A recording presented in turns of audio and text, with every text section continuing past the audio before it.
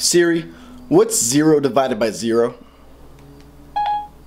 Imagine that you have 0 cookies and you split them evenly among 0 friends. How many cookies does each person get? See, it doesn't make sense. And Cookie Monster is sad that there are no cookies. And you are sad that you have no friends.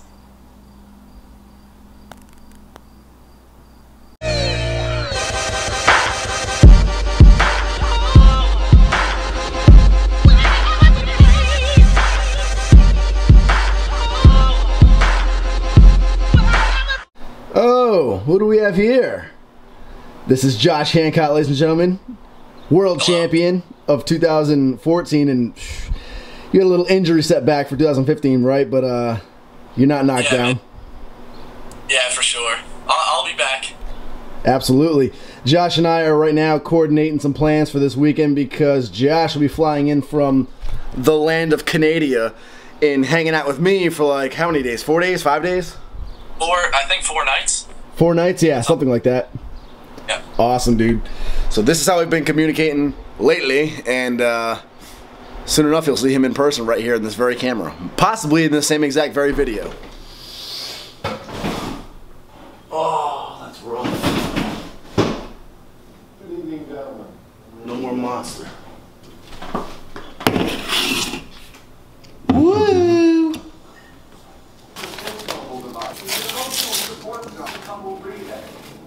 So I showed you guys a long time ago the Eat Smart with the Cool Whip idea.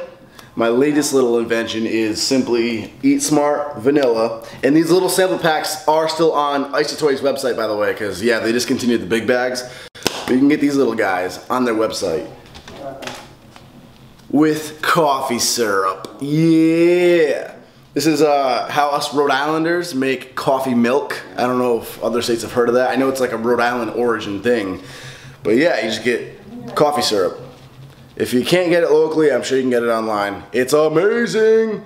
And you don't want to use too much of it because it's a little calorie dense. It's pretty much like all sugar, but you know, a little splash of it, ooh, it's amazing. Mix it right in with the vanilla, shake it on up. It tastes gorgeous. Not even delicious, gorgeous. I've included the link for Eat Smart, isotoy.com, with my discount code that you can use on their site in the info box below. And I've actually also included the Umoro website too. I don't have a discount code with them, but it's a cool ass shaker bottle, so that's in the info box as well. And we gonna train. I do eat real food too for breakfast, just an FYI.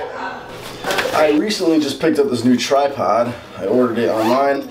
Mine was getting kind of broken, pretty beat up. I still have it, so now I can use like 2 tripods, 2 different cameras if I ever need to for some cool project. But this bad boy in the mail, this is pretty slick. I mean, nothing super fancy, but it's nice to have legs that function correctly and are smooth. My other ones are like you jam and this part would come undone. So yeah, I like this. Got my camera stuff packed. Got my gym bag packed. Who the hell was hula hooping? And I'm wearing sandals to the gym because all I'm doing today is squats, nothing else. All about the squats, about them squats. No deadlifts. So I'm just gonna change into my Olympic shoes when I get there. Profit. At first I was like, oh, I feel a little weird carrying all this stuff into a gym. And then I was like, well, I'm only gonna be alive for like 70 more years. And I'm sitting here caring about what other people in a gym I don't even know think. Okay, logic. Whoa! So in a recent video I actually got, I actually get this question a lot. And I had another subscriber of mine actually answer it for me. And he was pretty accurate, but I thought it was like an interesting thing to touch on anyway. I get asked quite frequently, what were my lifts when I began powerlifting? Because there's some newer subscribers that are joining every day, obviously, to the channel. Welcome to the channel. And yeah, so people ask what did I start at when I began powerlifting? How far have I come? How much have my numbers gone up? So really quickly, I've been powerlifting for about a year now. It hasn't been that long. I started last year on Johnny Candido's program. No real coaching, it was just Johnny's general program that anyone can download for free.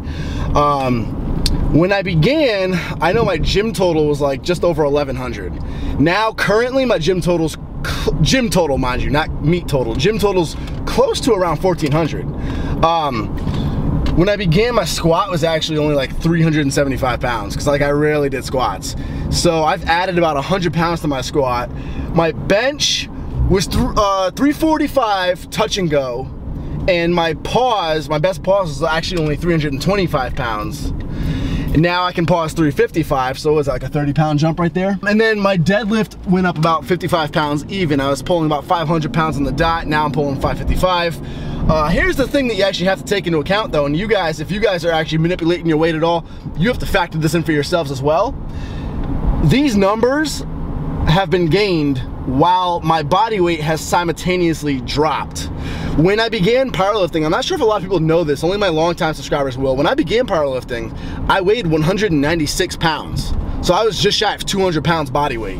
So you can say, yeah, I've only added on, you know, 30 pounds to my bench in a year, but that's while I was also dropping 15 to 20 pounds body weight. Same with all the other lifts. So what actually is more accurate to go by is multiply it by my body weight. When I began, I don't know what my tap and go is right now, so we'll go by pauses. When I began, my best pause, like I said, was 325, which is like, that's like 1.6 times my body weight. So that was 325 at 196. Now I can pause 355 at 180 pounds. That's just shy of 2 times my body weight. So in a year, I managed to go from benching 1.5 times my body weight to 2 times my body weight with a pause. You know, and you can look at the deadlift the same way. Yeah, it's only 50 pounds more, but in proportion to being 15 to 20 pounds lighter, you know, the ratio to body weight's a bigger jump. Same with squatting. I would say for a natural athlete, my jumps haven't been astronomical, but they're not all that bad. You gotta keep in mind, when you're natural, they're not gonna come super fast. And if you are manipulating your body weight, you gotta remember body weight makes a big difference. And I'll end it with this. What's kind of fun to think about, of course you can't go by this. There's a bunch of different variables. This is not an accurate thing. But like I said, I'm benching just under 2 times my body weight right now with a pause, 355 at 180. That's 1.97, I believe. Back at my original weight when I began powerlifting, 196, in order to bench that same ratio, in order to bench about 2 times my body weight, my pause bench would be up around 385, 390. So that is one way to look at it. Basically, in proportion to the body weight I started off with, if I just stayed at 196, I never cut, and I just began powerlifting, and I made the same progress that I've made over this past year at the same body weight, in theory, I could be pause benching around 385, 390, and my tap and go bench might even be pretty close to 400. But that would again be at a body weight of close to 200 pounds. So that's how you gotta look at it. You gotta take into the body account ratio too, but yeah, pretty good year, I think.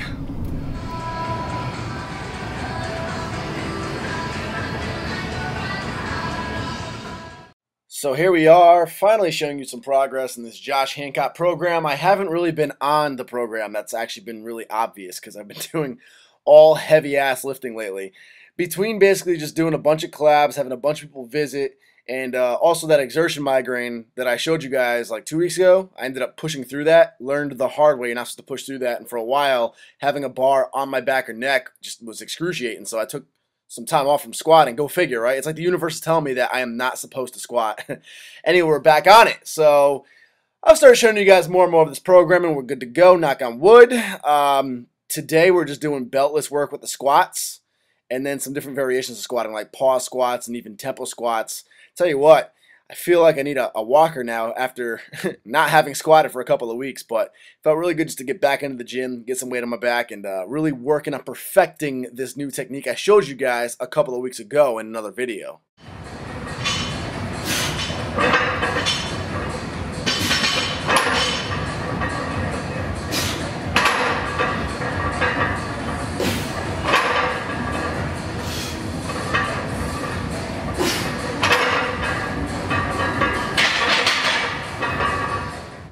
All 5 sets of beltless squats done with 335 pounds, keeping it easy as we transition back into the gym. I then moved on to tempo squats, where you count 2 Mississippi on the way down, 2 Mississippi on the way back up. This really forces you to practice controlling the weight, both on the descent and on the rise back up. It forces you to practice opening your hips up, not buckling your knees. With 2 seconds to spare, you have a lot of time to make sure your form's perfect. And they're exhausting. These things beat the hell out of you. Even though I only had about 235 pounds in the bar, my legs were on fire from them. And with all the breathing that goes into 2-second tempos on the down and the up, it ends up feeling like cardio by the end of it. But it was fun. One thing you may notice is that I can't really brace my core properly right now. Normally I'd do the Valsalva maneuver. You know, you inhale a ton of air, punch your gut down real tight, and then drop the weight. I can't really do that just because that pressure triggers my migraines to coming back. So hopefully another week or so I'll be able to do that correctly. But for now, I'm just kind of doing this inhale as I lower the weight, exhale as I bring the weight back up, just keep my core as tight as I can type of deal. But we're not using heavy weight, so it doesn't make a huge difference. I then ended this whole thing with pause squats. Only about a second pause in the bottom. Again, keeping the weight very light, 235 pounds in the bar, really just focusing on technique and making sure I keep my technique clean and perfect it. I was sweating like a goose by the end of this. Had me breathing like crazy, all the pausing and tempos and whatnot. Felt like cardio, but as you can see, my ankle mobility is getting better. My knees are breaking, and once I can brace full Valsalva again, I'll be able to hopefully cook with gasoline, as they say. Whew, this workout gets you sweating. These workouts are odd because they're like lightweight, so you don't really psych yourself up for them. But just because of like the pauses and the tempos and the high volume, they like gas you out. And it's not even necessarily like a cardio thing. It's more because you need to brace your core. So it's like you have to almost hold your breath for a second when you're lowering the weight down and holding it there. So you're like out of breath by the end of it. It's kind of funny. Whew, sweating. Now insert cliche ending motivational speech.